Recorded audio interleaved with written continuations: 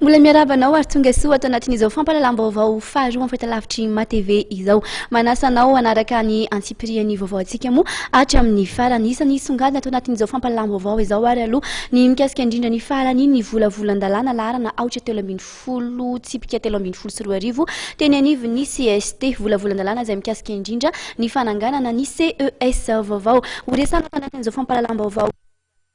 ny fataperan'ny feptaona izay napetraka ny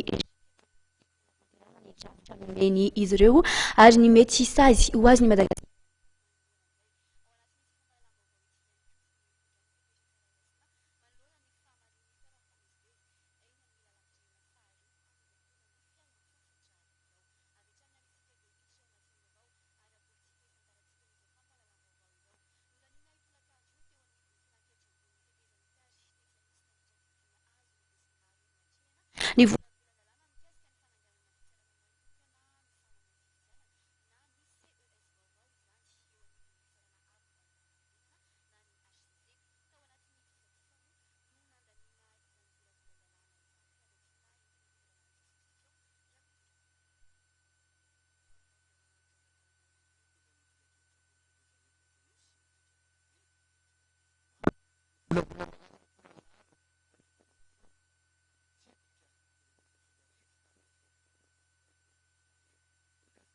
Rantsana manokana antsoina hoe CES eo anivo fitsarana avy momba ny lalam-panorenana.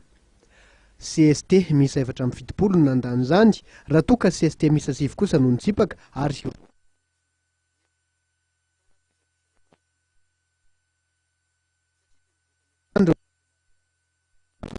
nandritra fivoriana. Maro kokoa ny nitsipaka an'le volavola mihoatra tamin'le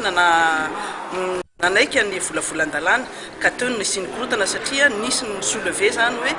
misy mpikambana zay tokony misy commission hafa tokony anatrika ny fivorian'ny travaux de commission dia niterena fa tsy olona tsy tokony anangatanana no nanangatana satria tsy ao anatin'ny commission ary tafiditra ao an'izany le membre vaovao anatin'ny CST nazarazy zany ary dia fanapa-kevitry ny travaux de commission teto amin'ny CST dia tonga dia alefa any amin'ny séance plénière ary efa nanapa-kevitra moa tao amin'ny séance plénière ny CST androany dia hoe atao travaux de commission plénière aloha dia zay vao mandeha amin'ny session plénière ka raha ny fahitana ny lalàna io aloha dia tsy hamahany olana zay tadavin'ny communauté internationale sy ny karazana olona mangataka ny fanovana ny CES ny atony dia tsotra ihany. Misy ny mametraka hoe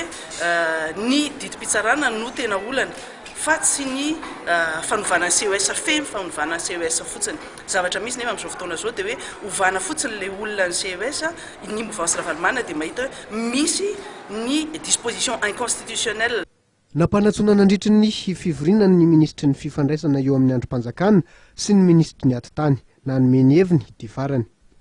Reto parlementaire reto na ny CT na ny CST zany na dia voatendra zay izy zao dia araky ny lalam-panorenana zany dia manao ny asan'ny député sy ny sénateur dia manao ny asan'ny olom-boafidy zany hoe zany somy tena mbahoaka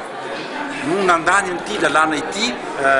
tandroany ka noho zany dia aoka zany ny communauté internationale sy izay mpanao politika mety tsy ho afa-po zany mba hampandefitra an'izay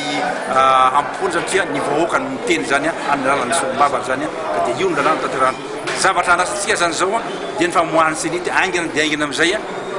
ny tetiany mpividianana zany.